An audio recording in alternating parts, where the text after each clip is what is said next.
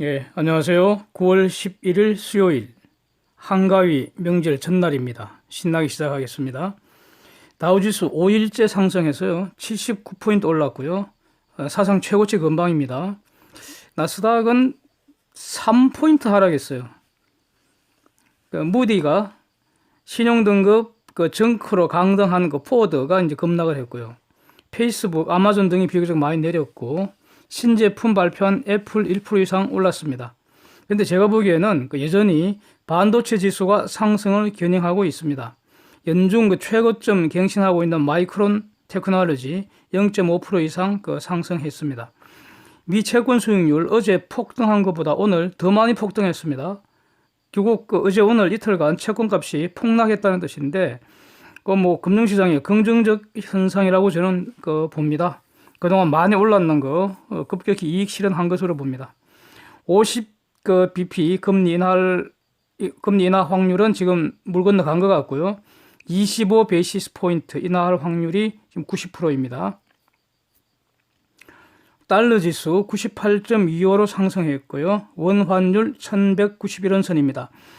유가는 WTI가 57.9불선인데 이게 계속 하락하고 있었는데 지금 보니까 살짝 상승으로 돌아섰습니다.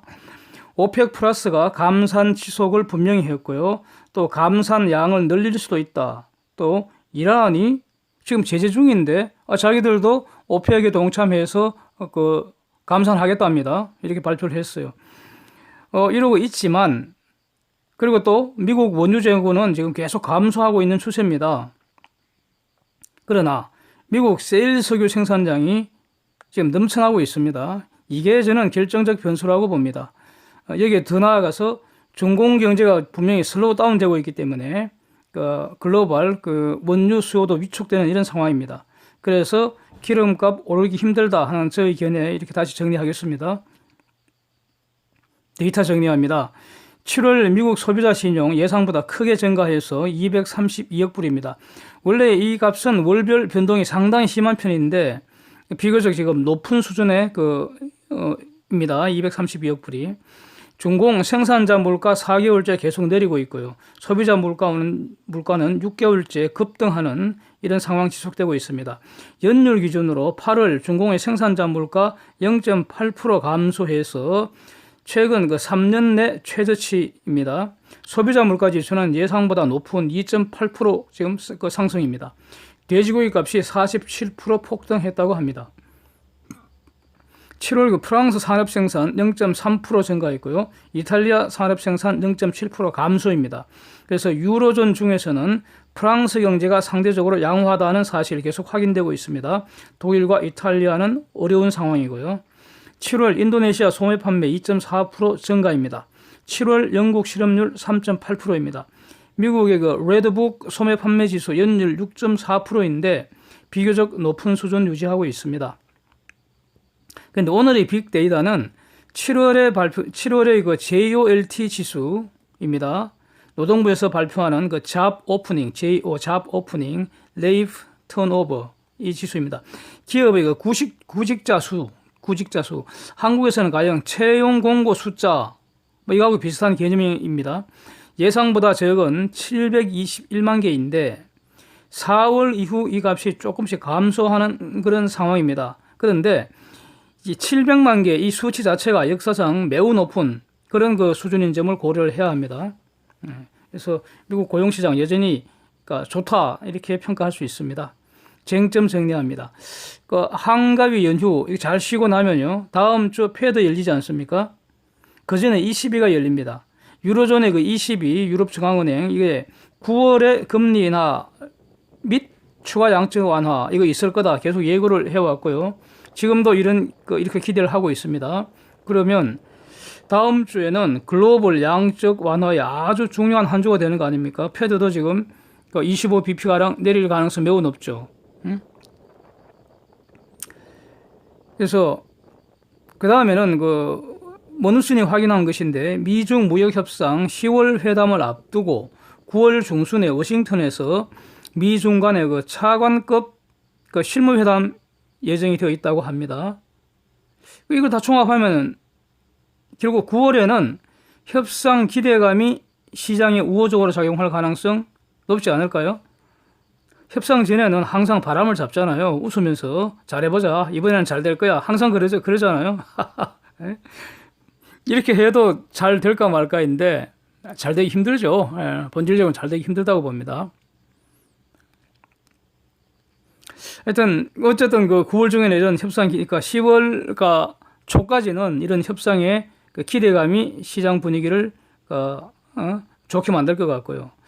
그 다음에 8월은 지수가 전통적으로 하락한다고 말씀드렸고요. 그리고 실제로 하락을 했습니다. 원래 8월도. 그러면 지금 이제 9월에 가을바람 불어오는데 미국 3대 지수는 일단 나쁘지 않으리라고 보여집니다. 이렇게 저는 시장을 예측하는 건 아니고요. 주목하는 것입니다. 시장에 뒤처지지 말고 열심히 뒤를 따라가기 위해서 이렇게 노력하는 겁니다. 저는 시장을 앞서가지 않고 부지런히 뒤따라가는 사람입니다. 그래서 결론적으로 추석 연휴 앞두고 또 오늘 옵션 만기일이죠. 9월이니까 지금 선물도 만기, 옵션도 만기일이잖아요. 너무 위축될 필요 없지 않은가. 연휴에 주식 가져가도 되지 않을까. 저는 이렇게 보고 있습니다. 미중 무역 전쟁에서 중공이 미국을 이길 거다. 이런 재미있는 견해가 나와서 하나 소개드립니다. 미국에서 나와서요. CNBC 스쿼크 박스라는 이 스쿼크라는 단어가 재미가 있어서요. 이거 제가 좋아하는 프로인데요. 스쿼크라는 오리떼가 모여서 꽥꽥거리는 소리. 이거 아닙니까? 그래서 그 오리떼들은 심각하게 이렇게 부르짖고 있지만 우리는 그냥 소음에 불과하잖아요. 스쿼크 박스라는 것도 떠들고 싶은 사람 마음대로 누구나 한번 떠들어봐라 이런 뜻으로 저는 받아들이고 있어요. 그래서 재밌잖아요. 말 자체가. 데이빗 로치라는 인디펜던트 인스티튜트라는 이런 걸 운영을 하는 모양입니다. 전략가라고 소개됐습니다. 미중 무역 전쟁에서 중공이 7년 내에 미국으로부터 기술 독립할 것이고 그래서 결국 중공이 이길 거다 이런 주장을 했습니다.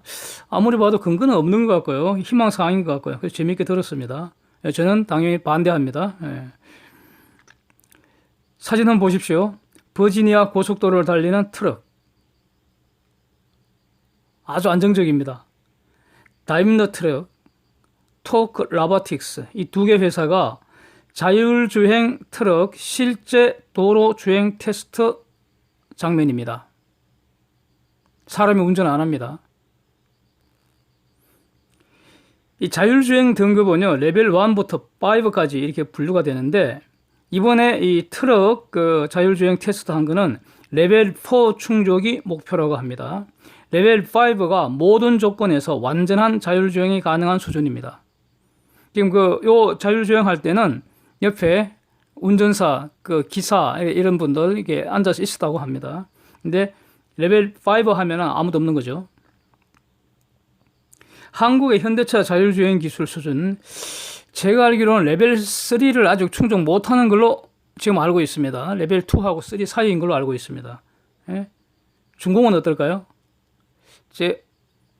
중공은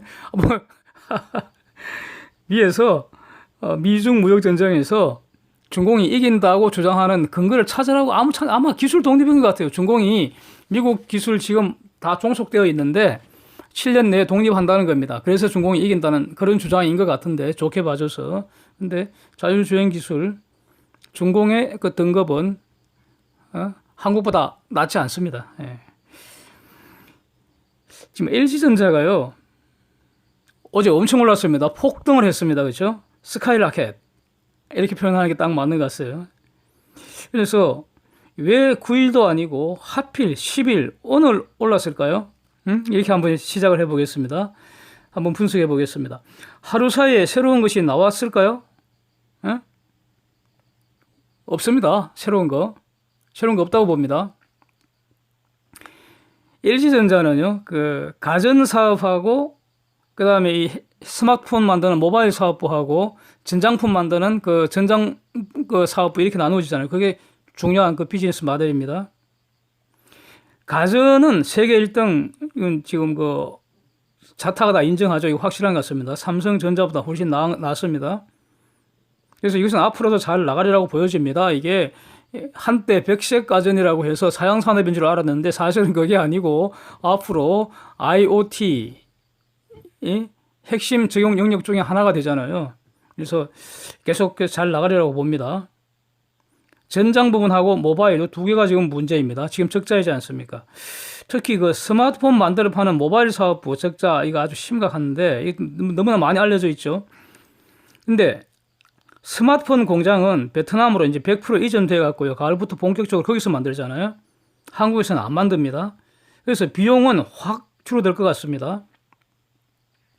핵심은 잘 팔아야 되니까 새롭게 팔 수 있는 것이 화웨이 빈자리 차지하는 거 아닙니까? 근데 아직은 데이터로 보여주는 거는 없는 것 같아요. 조만간 이와 관련된 공시가 나오든지 아니면 분기 보고서에서 이 부분의 실적 개선이 확인되어야 할 것 같습니다. 그런데 저는 가능성은 높다고 봅니다. 좀 전에 며칠 전에 소개 드렸는데 LG폰이 유럽, 동남아 또 더 나아가서 남미를 겨냥을 해서 화웨이 폰 대체할 수 있는 그 중저가폰 모델 최소한 두 개 모델 지금 공개를 해갖고 유럽에서부터 본격적으로 팔기 시작했다는 거 아닙니까? 그래서 이 결과가 어느 정도 성적이 좋은지 실적이 좋은지 또 그러니까 5G 폰이 새롭게 지금 출시되고 있는데 이게 시장에서 어느 정도 팔릴지 이 데이터를 앞으로 봐야 된다는 거죠. 아직은 불확실합니다. 하여튼 만드는 게 문제가 아니라 파는 것이 문제이기 때문에 LG전자 스마트폰은 그래서 이거 실적을 확인해 봐야 한다고 봅니다. 이 전장 부분이 저는 특히 문제라고 봅니다. 이거 내년에 흑자 전환한다고 지금 뉴스가 나오고 있습니다. 근데 그 기사 봐도 새로운 건 없는 것 같고요. 희망사항인지 두고 볼 일인데 핵심은 저는 이렇게 봅니다. 전장 수주잔고 30조, 40조라 그러고 곧 50조 넘을 거라 그러는데 이러면 상당하잖아요. 수주잔고만 보면. 핵심은요. 그럼에도 적자라는 거 이게 뭘 의미합니까? 지금까지 수주잔고 30조, 40조 원대 이 수주잔고 이게 수익성이 형편없다는 증거 아닙니까? 저는 이걸 주목하고 싶습니다. 물량 확보 급급해서 덤핑치고 불리한 계약 맺은 거 아닌지 이거 상당히 의심이 됩니다. 아주 상당히 의심이 됩니다. 만약에 수주잔고가 실질적인 것이라면은 적자가 나기 힘들잖아요. 저 30조, 40조라는 저 수주잔고가 실질적인 수주잔고라면 제대로 된 수주잔고라면은 이게 적자 나기 상당히 힘들잖아요. 그렇지 않습니까? 수주잔고 아무리 많으면 뭐합니까? 적자 나면 꽝이죠. 그래서요. 전장 부문, 그러니까 지금까지 가령 한 40조 수주잔고는 적자보다는 노예 계약 맺었을 가능성이 높지 않느냐. LG전자가 아무리 글로벌 대기업이라고 해도요. 계약 잘못 맺으면은 LG전자가 노예될 수 있는 거죠. 계약 잘못 맺으면 삼성전자도 노예될 수 있는 겁니다. 그래서 저 40조 수주잔고 저거 다 이행하기까지는 가전 실적 까먹을 가능성이 높을 것 같습니다. 흑자 나도 푼돈이고 큰돈 못 벌 것 같습니다. 그러면은 중요한 것은 지금까지 쌓여있는 그 수주잔고 40조를 바탕으로 앞으로 새로운 그 신규로 수주하는 것이 수익성이 높다는 정보 이게 있어야 되는데 이 데이터가 있어야 되는데 저는 없습니다. 그런데 이거 뭐 없다고 해서 근데 이런 건 전부 다 영업 비밀에 속하잖아요. 이걸 누가 알 수 있겠습니까? 아무도 모릅니다. 사실은 담당자 외에는 그리고 그런 거 알려고 하지도 않습니다. 그런 거 한두 개 알아봤자 뭐 하겠습니까? 저는 그런 거 알려고 하지 않습니다. 그런 데이터 누가 준다고 해도 저는 쳐다보지 않습니다.